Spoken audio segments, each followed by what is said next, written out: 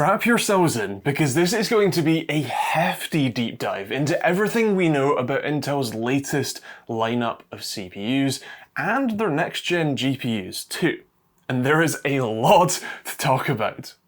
Let's start with what Lunar Lake and Arrow Lake mean. Lunar Lake is what Intel has talked about the most and is their next generation of mobile CPUs. It seems like there'll be 4P, 4E core designs at most, so this is likely going to be the mid to low end chips, rather than the next set that you'll find in gaming laptops. Arrow Lake is the next generation of desktop CPUs, and that's the one that Intel hasn't talked as much about, although Lunar Lake and Arrow Lake are set to be rather similar in their designs, so talking about Lunar Lake should give us a pretty good picture of what's going to come in the desktop chips. One interesting thing is that the current generation, codenamed Meteor Lake, never came to the desktop. I made a whole video talking about the frankly major changes Intel is making with Meteor Lake, and my expectation was that we would see those changes come to the desktop chips too. But instead, Intel re-released the same desktop chips with new names and held fire for the further changes that we can see in Lunar Lake. So what's new?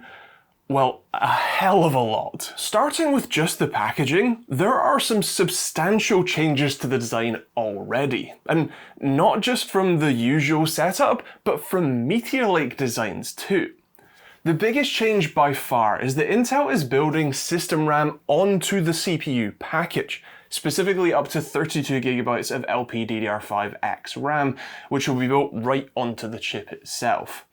This is quite the departure from the other news that we saw at Computex with the introduction of CAM2, the CAM2 memory module standard. The main benefit there is basically finally being able to have upgradable RAM on thin and light notebooks. But it seems like Intel is dead set against that, as they'll include two LPDDR5X packages right on the chip itself. This should speed up access latency, being so damn close, at the cost of upgradability later. The main focus for this seems to be for power consumption. Moving the memory physically closer means that you don't need as high power memory controllers to communicate with off-chip RAM. They claim up to 40% lower power, plus 250mm² of space saved on the motherboard, and so that's quite the difference. It seems like they won't even have the option of having external RAM either, which is kind of a shame. One of the other changes is who makes the chips. Intel has been on a mission to make their sub 14nm processors work since, 11th gen?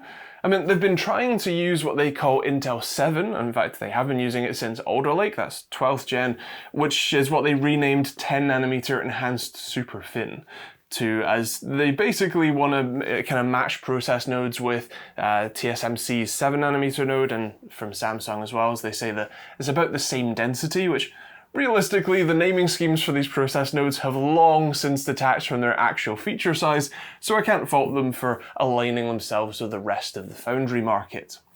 Regardless, with Meteor Lake, they were very excited to tell us that they will be using their more advanced Intel 4 process node, formerly known as 7nm, for the compute tile.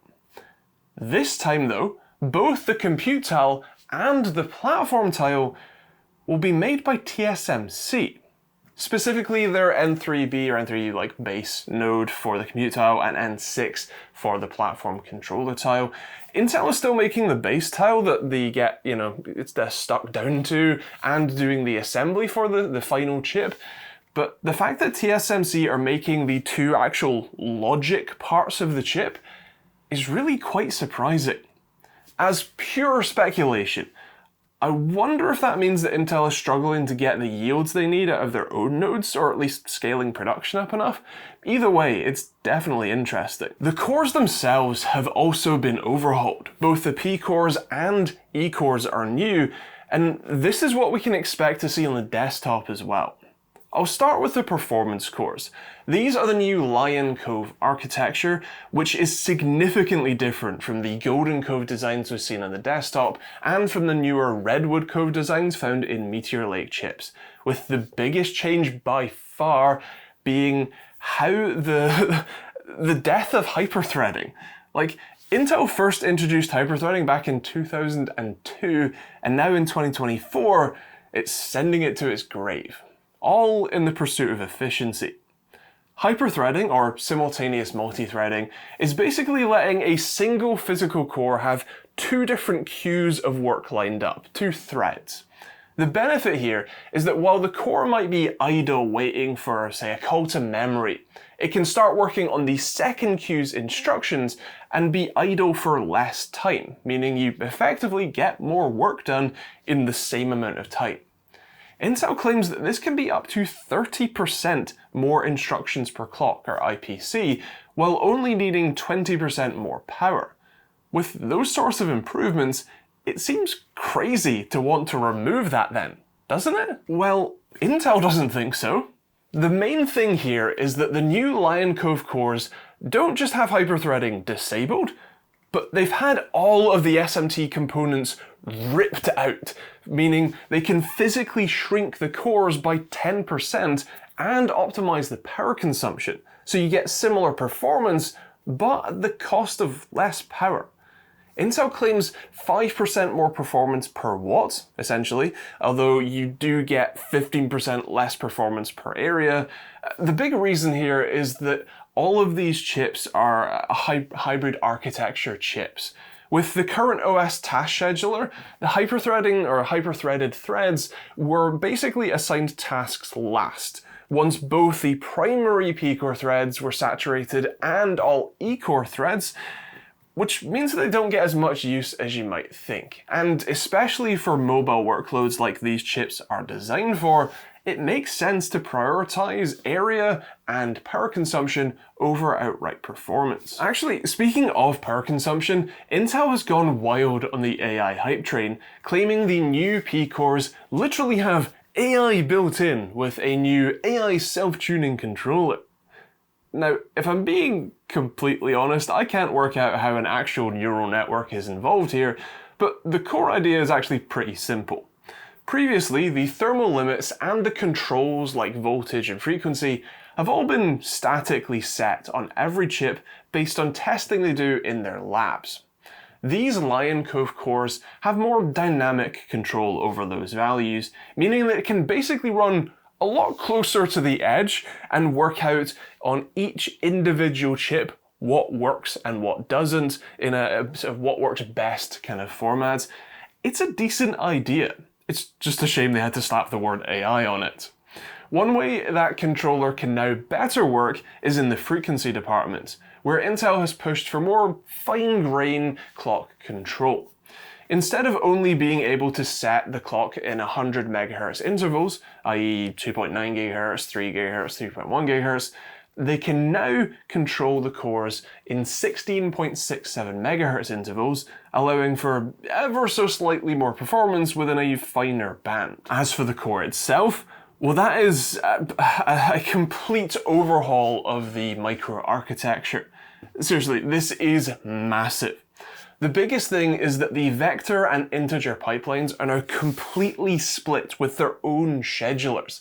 This is a big deal, as it means that you should get more throughput as each type of function can effectively execute independently rather than having a single monolithic scheduler that has to try and handle both sets of UOPs.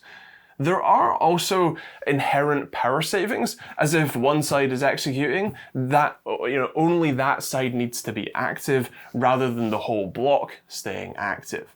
The front end is new too, with up to 8 times wider branch prediction blocks, meaning the fetch side is faster than the backend logic can handle, meaning the core should never be waiting around for instructions.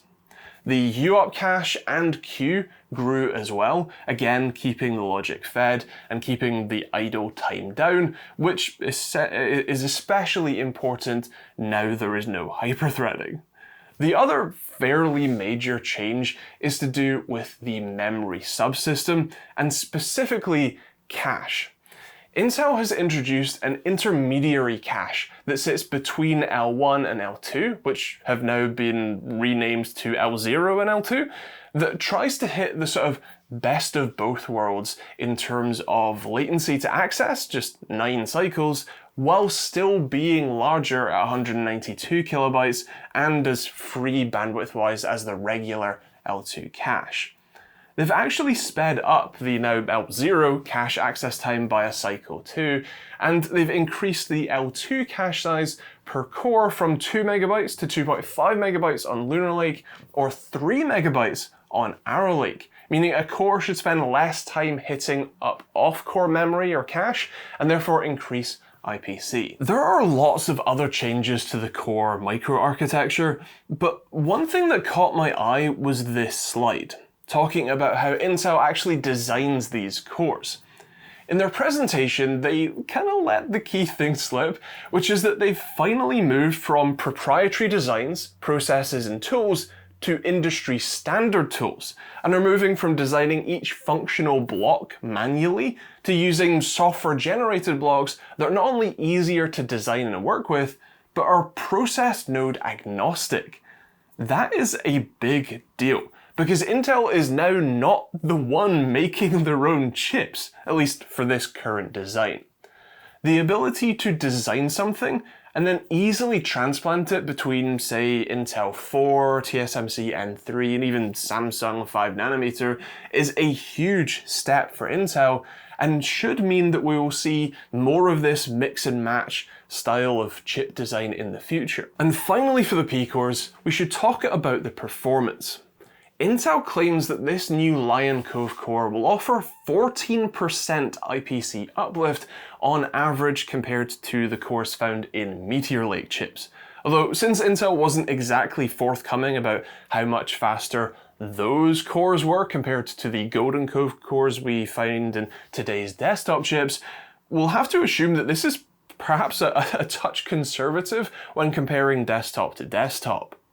The main thing that they want to shout about here, though, is efficiency, with around 18% more performance at the same power level on the low end, and still more than 10% more performance at the higher end. That's pretty impressive. Right, that's the P-cores, now let's talk E-cores. The new design is called Skymont, and is a bit of a mix between the full-fat E-cores from Alder Lake and Raptor Lake, and the low-power Island E-cores from Meteor Lake.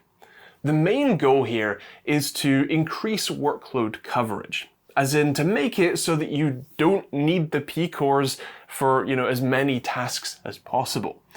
The new E-cores, or the cluster, is actually kind of modular. In Lunar Lake, they act as a low-power island, isolated from the P-cores, acting as an independent cluster of 4 cores.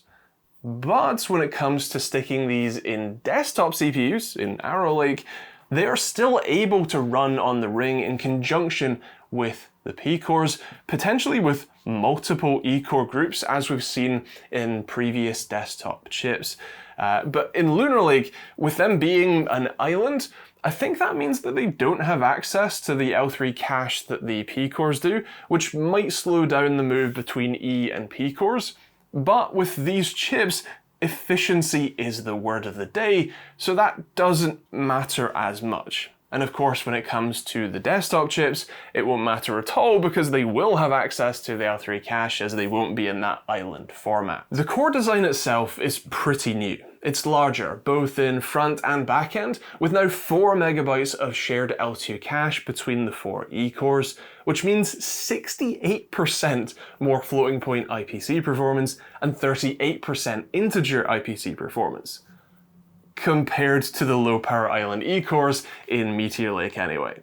While that technically is a fair comparison, as both are low-power Island E-cores, it isn't a wholly fair comparison, as the regular E-cores are sort of what these are. These just happen to be in an island config. You can see on the power graph, while there is no doubt that the new Skymont cores rip by comparison, this isn't exactly a fair fight. Still, offering 70% more performance for the same, power is pretty great. One of the most surprising stats Intel provided was a comparison to the Raptor Cove P-cores, the ones found in 13th and 14th gen chips, where these SkyMont efficiency cores offer 2% better single-threaded performance, both in integer and floating points, than the desktop P-cores. That's frankly incredible, especially considering the SkyMont cores are drawing what looks like less than half the power to do the same work. Hot damn, those are some fast cores. One other major change Intel has made is to Thread Director and the scheduler. Meteor Lake introduced a pretty significant shift, again, in how the OS should schedule tasks, but it seems like that's been changed again for Lunar Lake and likely Arrow Lake too. In short, with the original hybrid design, work was loaded into the P-cores and then downgraded if it didn't need all that performance. Meteor Lake introduced the low power island E-cores, and with that meant that all of the work had to be loaded into them first, and then moved to the compute tile E-cores, and then to P-cores if needed. With Lunar Lake, it's simpler. Stick it on the E-cores, and if you need more oomph, upgrade to the P-cores. That's much simpler and should help with more demanding workloads. For Arrow Lake, it's still kind of unclear if we'll go back to having some low power island E-cores and regular E-cores, although that's possibly unlikely, so this might still be subject to change again. Moving on to what Intel has spent probably like 40% of the entire time at Computex talking about, AI, and specifically their Neural Processing Unit, or NPU. We first saw the NPU built into CPUs with Meteor Lake, although apparently this is actually their 4th generation design. The core design hasn't changed too much, at least for Meteor Lake. It's still a massive array of matrix multiplication and convolution units packed into a tile. But this time, instead of 2 of these tiles, there are now 6. Couple that with a smaller process node and therefore higher clock speeds and generally better efficiency, you get up to 48 trillion operations per second. Unsurprisingly, with 3 times more cores on hand and higher clock speeds, the new NPU is up to 4 times faster, or twice as fast at the same power. Interestingly, power consumption was listed as only 11.2 watts of power for 5.8 seconds to do 20 iterations in Stable Diffusion. That's actually kind of impressive considering how mental graphics cards tend to go when you run AI models on them. Now, so far we've only spoken about the compute tile, and there's actually more to go there, but first I want to quickly cover the new platform controller tile. This is basically the I/O die and houses 4 PCIe Gen 5 lanes, 4 PCIe Gen 4 lanes, 3 Thunderbolt 4 connections, Wi-Fi 7 built in alongside Bluetooth 5.4, and a single gigabit Ethernet connection, and a couple of USB 2 and 3 connections as well. Triple Thunderbolt 4 is what caught my eye though. Especially considering that Thunderbolt is just PCIe with a wrapper, that means that they're reserving essentially 6 PCIe Gen 4 lanes for Thunderbolt. Hence why you only get enough lanes for a GPU and an SSD directly. Although I suppose if these are the low power chips, then maybe you won't get a GPU directly at all. Either way, that's an awful lot of connectivity. The last thing that I want to touch on is the graphics. Specifically the new Xe2 Battle Mage graphics cores that are going into these Lunar Lake chips. Although, much like the CPU side, what we'll learn about these iGPUs will inform us about the next generation of desktop GPUs too. So what's new? Well, actually quite a lot. Intel has made quite a few fundamental changes to the GPU core design that should, at least in theory, bring them a lot closer to the likes of AMD and Nvidia. They claim the Xe2 core in Lunar Lake will be 50% faster than the core you'll find in Meteor Lake chips. That's significant, and will be a big boost to mobile and ultra-mobile devices like the MSI Claw. Internally, Intel is claiming some significant performance improvements to specific DirectX functions, like 12.5 times better performance in draw indirect execute, a key function for DirectX 12, 4.1 times better performance in mesh shader dispatch, and even 20% better performance with tessellation. Those are some mighty impressive improvements. A lot of that comes from the new core design. The biggest change by far is that Intel is switching from SIMD 8 to SIMD 16. SIMD stands for single instruction multiple data and is basically parallel operations for the vector data that you need to draw a frame. Most common engines seem to prefer SIMD 16, so Intel switching to that means more native compatibility straight out the box, plus more performance to boot. The primary benefit should be compatibility though, with Intel claiming much better day one support for games on these new cores and cards. They're also supporting SIMD 32 operation calls, which again should help with compatibility. It's something that AMD I think has native in their RDNA architecture, so that'll be handy as well. Something that is new is the new XMX engine, or XE Matrix Extension Engine, which houses direct support for int 8 and floating point 16 workloads, with a frankly insane 2048 operations per second on floating point and 4096 operations per second on integer. They tout this as an AI benefit, but it should also benefit gaming workloads too. Comparing between the graphics stacks from Meteor Lake and this Lunar Lake one, even if you assume the operations per clock count they list is from all 8 vector engines, aka the sort of compute units, you can basically break those down or divide by 8, and you're still looking at twice the number of FP32, FP16, and int8 operations per clock compared to the last gen. That's pretty significant. They've also beefed up the ray tracing cores. There are still 8 one-to-one match for the XE cores, but they are now wider, with 3 traversal pipelines, 18 box intersections, and 2 triangle intersections. While it's unlikely that these will be quite as good as Nvidia's RT cores, Intel was already somewhat ahead of Team Red here, and these improved cores might be worrying to AMD. Of course, it's unlikely that you'll be playing on Ray Tracing Ultra on a mobile CPU and iGPU, but at least once these come to the desktop, we'll have something interesting to look forward to testing. And with that, I think we're done. If you've made it this far, first of all, congratulations, because this was frankly a lot of incredibly dense material, but hopefully it was still interesting for you, and especially since I'm planning on doing a video talking all about AMD's next generation of CPUs soon too. If you want to see that, make sure you hit the subscribe button and turn on the bell notification icon. If you do want to see more videos like this one, there are plenty on the end cards. I'll leave the Meteor Lake one on the end cards, so if you want to check up or kind of find out the earlier, or what these are sort of based on, including the tile setup, do check that one out. You can also check out links in the description, including to my own hardware, the open source response time tool and open source latency testing tool, if you want to be able to test stuff yourself. And that's kind of it. Thanks for watching, hope you enjoyed it, and we'll see you all in the next video.